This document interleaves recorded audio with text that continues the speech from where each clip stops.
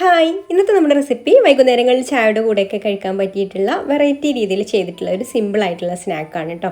അപ്പോൾ ഇത് ഉണ്ടാക്കാൻ വേണ്ടിയിട്ട് ഞാൻ എന്താ ഇവിടെ ഒരു ചട്ടിയിൽ എണ്ണ ചൂടാവാനായിട്ട് വെച്ചിട്ടുണ്ട്. വെളിച്ചെണ്ണ ചൂടായി വന്നതിന് ശേഷം ഞാൻ ഇതിലേക്കൊരു 2 സവാളയാണ് ഇട്ട് കൊടുക്കുന്നത്. സവാളയുടെ ആ ഒരു പുറമേ ഉള്ള തൊലി ഒന്ന് കളഞ്ഞിട്ടുണ്ട് കേട്ടോ.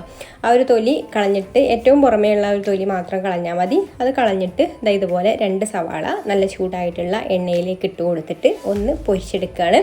ചെറുതായിട്ടൊന്ന് കുക്കായിട്ട് വരണം. ഒരു 2-3 മിനിറ്റ് ഒന്ന് കുക്ക് ചെയ്തെടുത്താൽ മതി. ഉള്ളി ഒന്ന് സോഫ്റ്റ് ആയിട്ട് കിട്ടാൻ വേണ്ടിയിട്ടാണ്, ഉൾഭാഗമൊക്കെ.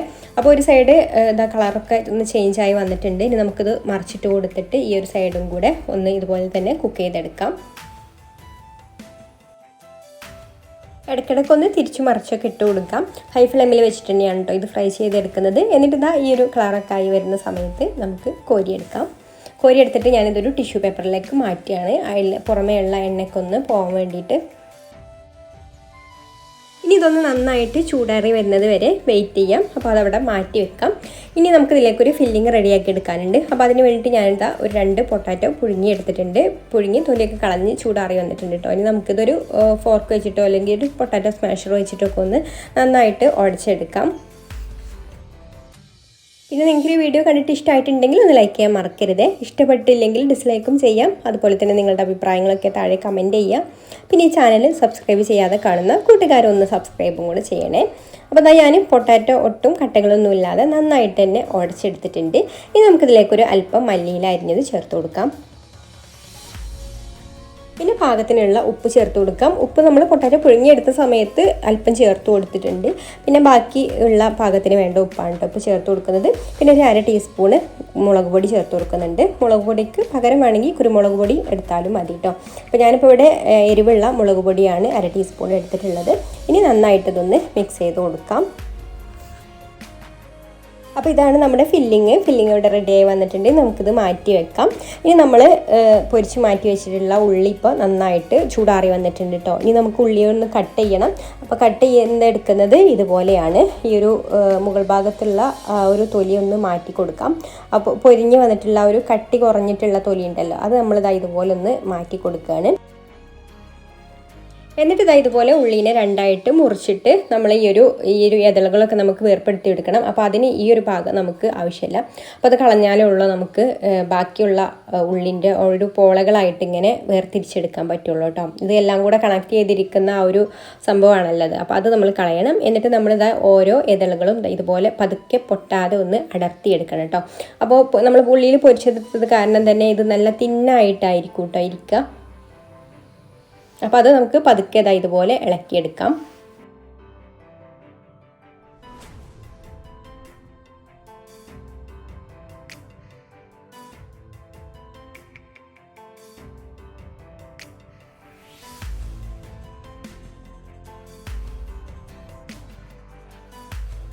അപ്പോൾ ഇതുപോലെ നമുക്ക് 2 ഉള്ളിയിൽ നിന്നും എത്രത്തോളമാണോ പോളകൾ കിട്ടുന്നത് അത്രത്തോളം ആക്കിയെടുക്കാം കേട്ടോ.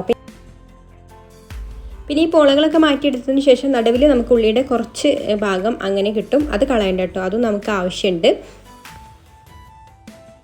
അപ്പോൾ ഇതുപോലെ ഞാൻ 2 ഉള്ളിയിൽ നിന്നും പോളകളെല്ലാം വേർപ്പെടുത്തി എടുത്തിട്ടുണ്ട്. പിന്നെ വേസ്റ്റായിട്ട് വന്നിട്ടുള്ള ഈ ഒരു ചെറിയ ഭാഗം ഉണ്ടല്ലോ ഉള്ളിയുടെ നടുവിലുള്ള, അത് നമുക്ക് ചെറുതായിട്ട് മുറിച്ചെടുത്തിട്ട് നമ്മുടെ പൊട്ടാറ്റോ മിക്സിയിലേക്ക് ചേർത്ത് കൊടുത്തിട്ട് മിക്സ് ചെയ്ത് കൊടുക്കാം. ഇനി ഇതിൽ നിന്ന് കുറേശ്ശെ എടുത്തിട്ട് നമുക്കിതാ ഇതുപോലെ എടുത്ത് കയ്യിൽ വെച്ചിട്ട് നന്നായിട്ടൊന്ന് ഉരുട്ടിയെടുക്കാം. എന്നിട്ട് നമ്മൾ നേരത്തെ വേർപ്പെടുത്തി വെച്ചിട്ടുള്ള ഒരു സവാള ഉണ്ടല്ലോ അതിൻ്റെ ഉള്ളിലേക്ക് ഇത് വെച്ച് കൊടുത്തിട്ട് മറ്റേ സവാളയുടെ ഇതേ വലിപ്പത്തിലുള്ള പീസ് വെച്ചിട്ട് ഇതുപോലെ ഒന്ന് കവർ ചെയ്ത് കൊടുക്കാം. എന്നിട്ട് കയ്യിൽ വെച്ചിട്ട് നല്ലൊരു ഷേപ്പാക്കി എടുത്താൽ നമ്മൾ എങ്ങനെയാണോ സവാള ഇരുന്നത് ആ ഒരു ഷേപ്പിൽ തന്നെ കിട്ടും കേട്ടോ.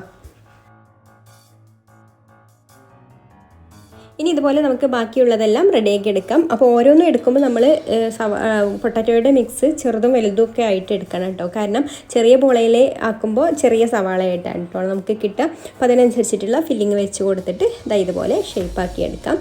അപ്പോൾ അങ്ങനെ ഞാനിതാ ഇത്രയും ഇവിടെ ഷേപ്പാക്കി എടുത്തിട്ടുണ്ട്. ഇനി ഞാനിതാ ഇതുപോലെ ഒരു ബൗൾ എടുത്തിട്ടുണ്ട്. അതിലേക്ക് നമുക്കൊരു 3 ടേബിൾ സ്പൂൺ കടലപ്പൊടി ഇട്ട് കൊടുക്കാം. പിന്നെ ഇതിലേക്ക് ഒരു 1-1.5 ടേബിൾ സ്പൂണൊക്കെ മൈദ ചേർത്ത് കൊടുക്കുന്നുണ്ട്. ഇനി പാകത്തിനുള്ള ഉപ്പ് ചേർത്ത് കൊടുക്കുന്നുണ്ട്. പിന്നെ ഒരു നുള്ള് കായപ്പൊടിയും 1 ടീസ്പൂണ് കാശ്മീരി മുളക് പൊടിയും ചേർത്ത് കൊടുത്തിട്ട് നന്നായിട്ടൊന്ന് മിക്സ് ചെയ്ത് കൊടുക്കാം. പിന്നെ ഒരു അല്പം ബേക്കിംഗ് സോഡ ചേർത്ത് കൊടുക്കുന്നുണ്ട് കേട്ടോ. ഒരു നുള്ള് മാത്രം ചേർത്ത് കൊടുത്തിട്ടുള്ളൂ. എന്നിട്ട് ആവശ്യത്തിന് വെള്ളം കൂടെ ഒഴിച്ച് കൊടുത്തിട്ട് ഇത് കുറച്ചൊരു തിക്കായിട്ടുള്ള, ഒരുപാട് ലൂസായിട്ടും അല്ല അത് ഒരുപാട് തിക്കായിട്ടും അല്ല, ആ ഒരു കൺസിസ്റ്റൻസിയിലുള്ള ഒരു മാവാക്കിയെടുക്കാം. വെള്ളം കൂടി പോകരുത് കേട്ടോ. വെള്ളം ഒഴിച്ചു കൊടുക്കുമ്പോൾ കുറേശ്ശെ ആയിട്ട് ചേർത്ത് കൊടുത്തിട്ട് മിക്സ് ചെയ്തെടുത്താൽ മതി. അപ്പോൾ അതാ ഈ ഒരു ലൂസിലാണ് കേട്ടോ നമ്മുടെ ബാറ്റർ വേണ്ടത്. അപ്പോൾ അതാ ബാറ്റർ ഇവിടെ റെഡി ആയിട്ടുണ്ട്.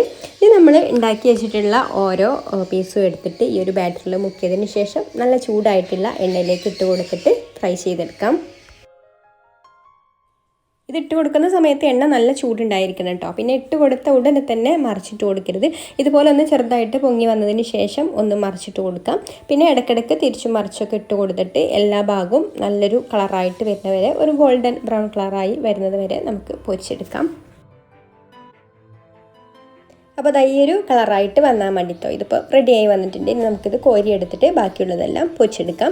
കടലപ്പൊടിയൊക്കെ ആയതുകൊണ്ട് തന്നെ ഒട്ടും എണ്ണയൊന്നും കുടിക്കാത്ത ഒരു പലഹാരമാണ് കേട്ടോ ഇത്. അപ്പോൾ ഇതിൻ്റെ കൂടെ നമുക്ക് സോസൊക്കെ കൂട്ടിയിട്ട് കഴിക്കുകയാണെന്നുണ്ടെങ്കിൽ നല്ല ടേസ്റ്റാണ്.